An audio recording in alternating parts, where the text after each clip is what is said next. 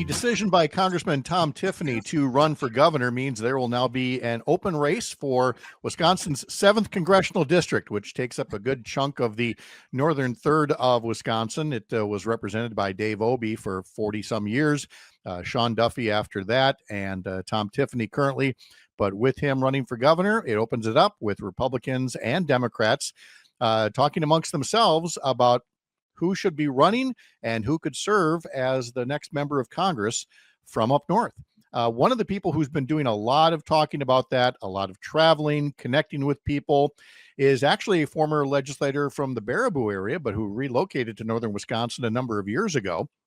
And I mean, if you want to know about the North Woods, you got to talk to a guy that really knows woods, and nobody knows the woods like Fred Clark. He is a senior forester. He has served as a senior forester with the Department of Natural Resources, as an ecologist with the Nature Conservancy.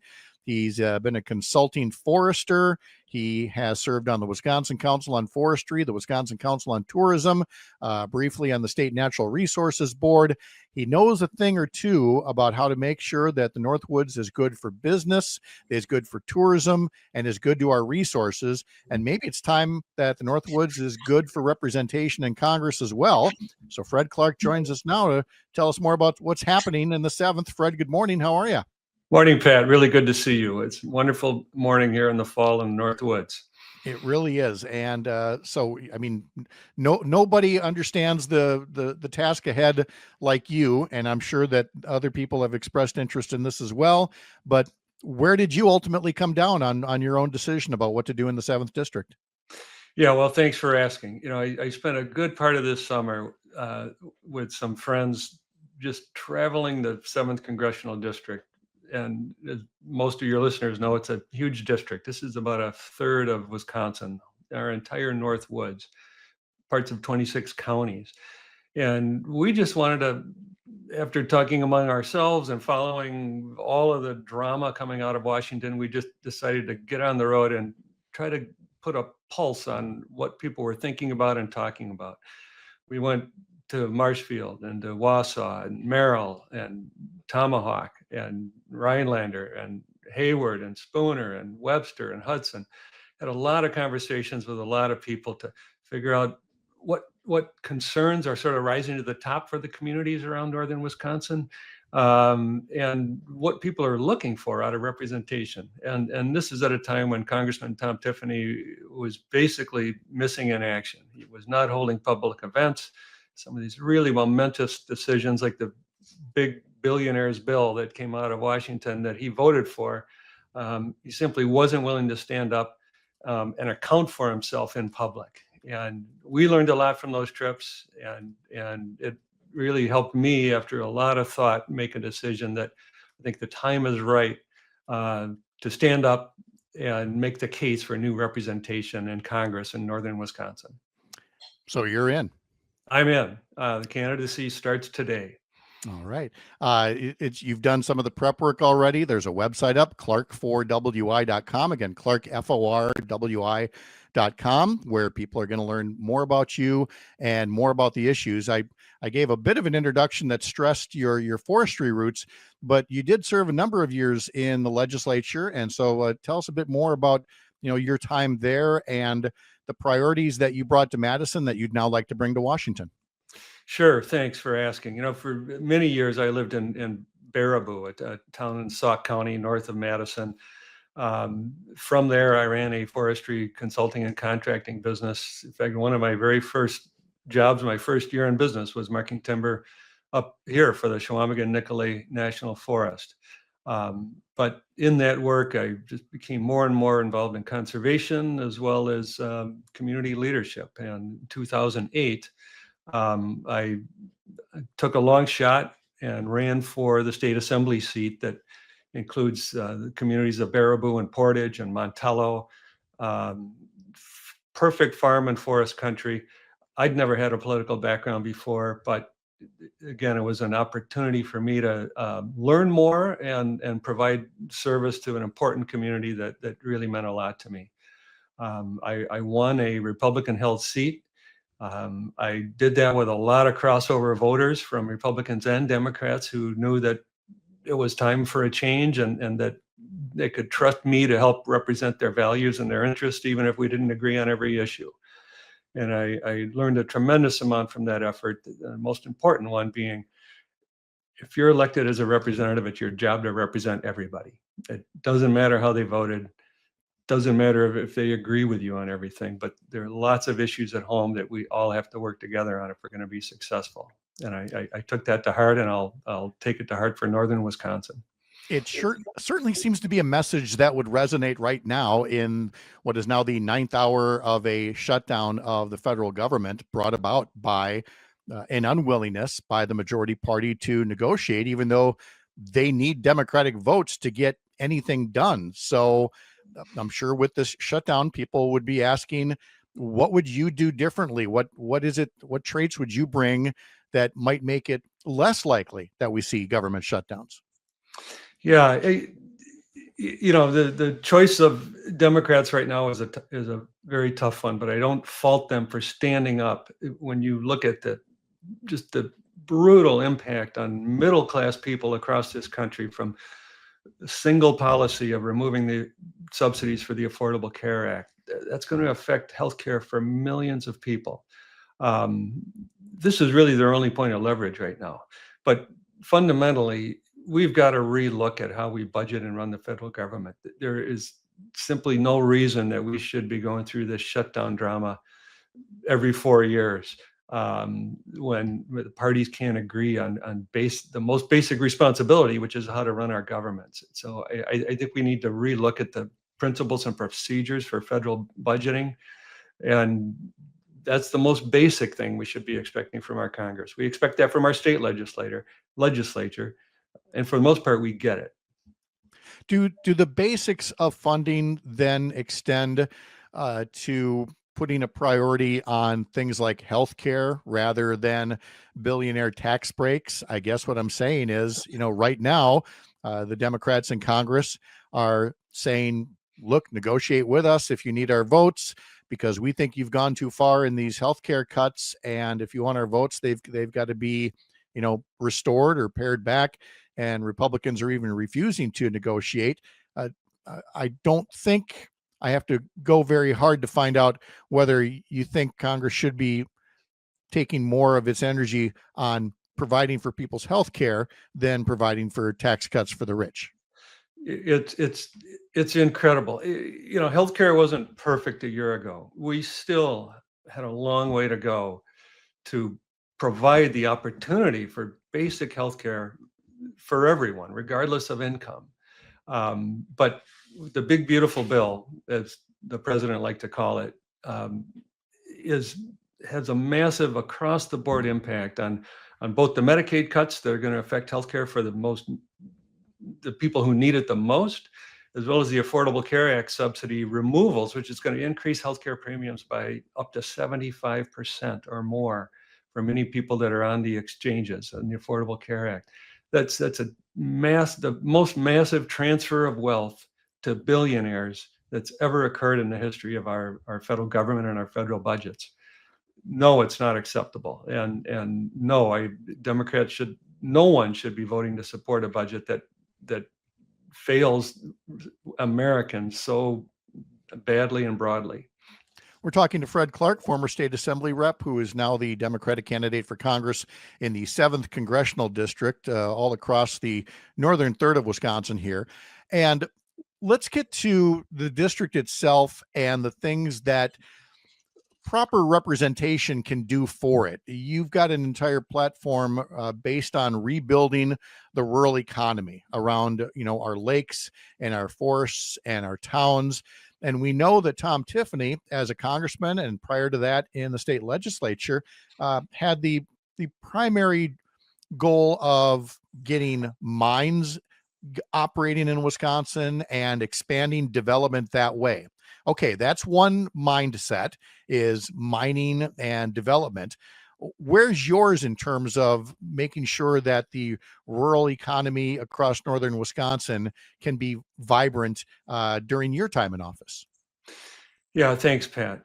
So let's just look at what we have here in the north: the forests, the lakes, the rivers, the farms that make up this kind of piece of our world. This is iconic Wisconsin. When the Department of Tourism wants to sell Wisconsin to out-of-state visitors, the North Woods is one of the major places that they go. If we want to maintain that, which also means maintaining the quality of life and the clean water and the clean air and the outdoor spaces that make this place what it is, we have to invest in that. From an economic development standpoint, we can chase big mines, big holes in the ground. We can chase massive international businesses that we think are going to plop down, big data centers and create jobs. But I think time after time and a lot of effort and experience has shown that you get a better bang for your buck by investing in local communities, local businesses, the sort of small and medium-sized businesses and the small farms and the forestry enterprises that are the bulk of employment and economic activity in northern Wisconsin. That's where we need to be making our investments. And as a policymaker, that's where I would absolutely reinvest and increase our investment to make sure that the businesses that are already here are able to thrive. What about in terms of the trade war that Donald Trump has imposed on this country and on this economy, ostensibly to rebuild or help out American manufacturing? To what degree do you feel like that is the right track or wrong track? Oh, if you talk to farmers today throughout the Midwest, but including in Wisconsin, the trade war and this sort of ever-changing tariff war that, especially with China right now, is going to be a punch in the gut for farm producers. If you're growing soybeans right now, you may have had a bumper crop this year and nowhere to go with it. Because China stopped buying American soybeans this year for the first time in a long time. And there simply are not markets for what we're producing today as we get near harvest time. And, farmers have paid their own dollars in these checkoff funds for decades that have gone into marketing programs to help establish these markets. They're being wiped away by a tweet from our president, who decides with almost no evidence that we're going to just start these tariff wars. It's hugely disruptive. We're all going to be paying for it. The problem is that we've had a Congress that has abandoned its duties as a co-equal branch of government to provide some oversight, some guidance and things like that. And so I want to talk to you after the break about, the role that you think Congress should have if Democrats were to take control in the midterms for the second half of President Trump's term. What are the things that could be done if not working with the president, then at least putting forth, a better slate of ideas than what we've seen and the damage that has been done to the economy right now. We're talking to Fred Clark, former state assembly rep, who is also now a candidate for Congress in the 7th Congressional District here up north. We'll have more with Fred Clark and some final news and notes from Lake Wissota coming up in just a bit. Again, remember, you can follow my work over at upnorthnewswi.com. This is the Civic Media Radio Network. Remember, you can follow Up North News on social media. We are on Facebook, Instagram, TikTok, YouTube, Blue Sky, and the Dumpster Fire, formerly known as Twitter, where we've put the note that Fred Clark is a candidate for Congress now. The former state assembly rep is running in the 7th Congressional District up north, and we've been going over some of the issues that led Fred to decide to make this run for Congress, which will be an open seat now with Tom Tiffany running for governor. And we left off, Fred, talking about the Constitution, talking about the rule of law, talking about a Congress that, for all of our lifetimes, even when it was of the same party as the president, still curbed any presidential excesses and provided some guardrails. And now we're seeing just a complete abdication of that oversight. How do you envision the role of Congress? First, if you were to win the majority next year in the second half of a Donald Trump term, but frankly, even if there were a Democratic president, talk more about your philosophy of what a member of Congress should actually be doing. Yeah, well, all of us ought to take some time to read the Constitution. I reread it again this summer, and it doesn't take long to do, but the founders of this country, the framers of the Constitution, envisioned this sort of three-part government with the judiciary and the Congress and the executive branch being co-equal branches of government. And Congress actually should have most of the power in that relationship around how we run the federal government. And this year, our Congress has failed in most of that responsibility. One is to budget funds for programs that are passed into law, along with the funding to support them, and the executive branch has a responsibility to fulfill those programs.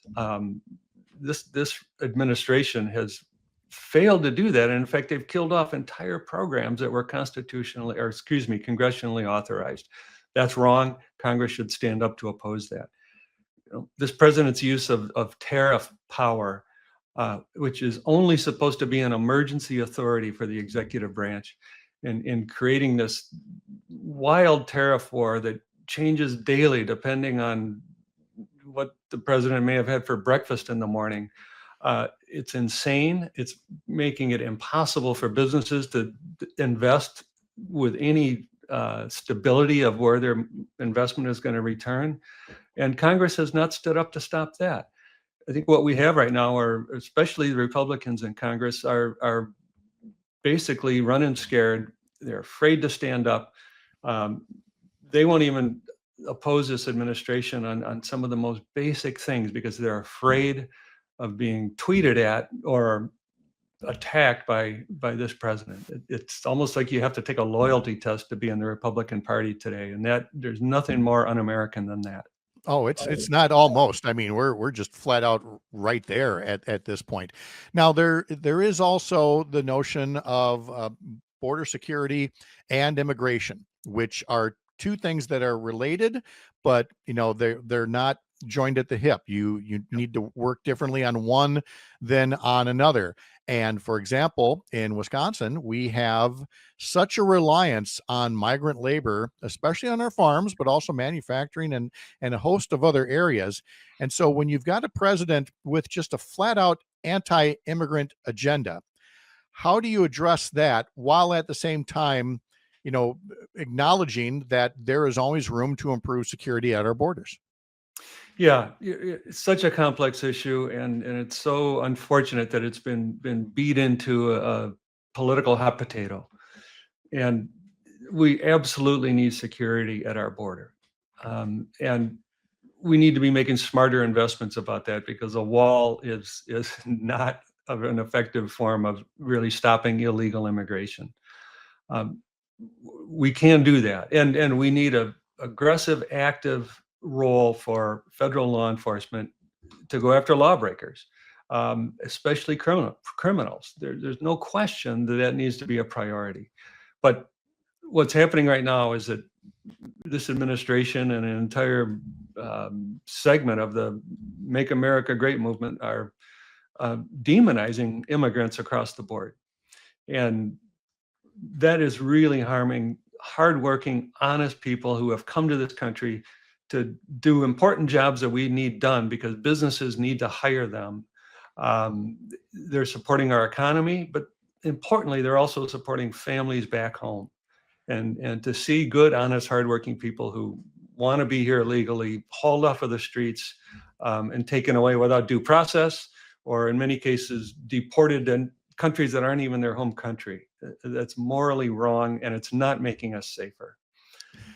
We're talking to Fred Clark here, and just looking at some of the comments that have come in from PJ. The U.S. border is 1,500 miles away from Wisconsin. Let's worry about what's happening here in Wisconsin first. Adam says, I hope to see Fred Clark at the Three Lakes 4th of July parade next year. Tony says, please represent me. Joe on the text line in Superior says, Argentina is getting a $20 billion bailout from the Trump administration and taking our soybean market from American farmers. So literally taking our farmers' lunch money. And so there there's more than a little bit of work that's going to be done, Fred, if you're able to capture this seat next year. Again, depending on who all gets in, there may be a primary next August to the general election in November of next year, with an open field for Democrats and Republicans alike. But you've made the decision to get in. You've outlined where your positions are on some of the issues, and I don't doubt we'll be having a lot of conversations between now and Election Day. Fred, thank you very much for joining us to make your announcement here on our program. You bet, Pat. Thanks for having me. Thanks for being part of the kickoff today, and I'll look forward to seeing you again.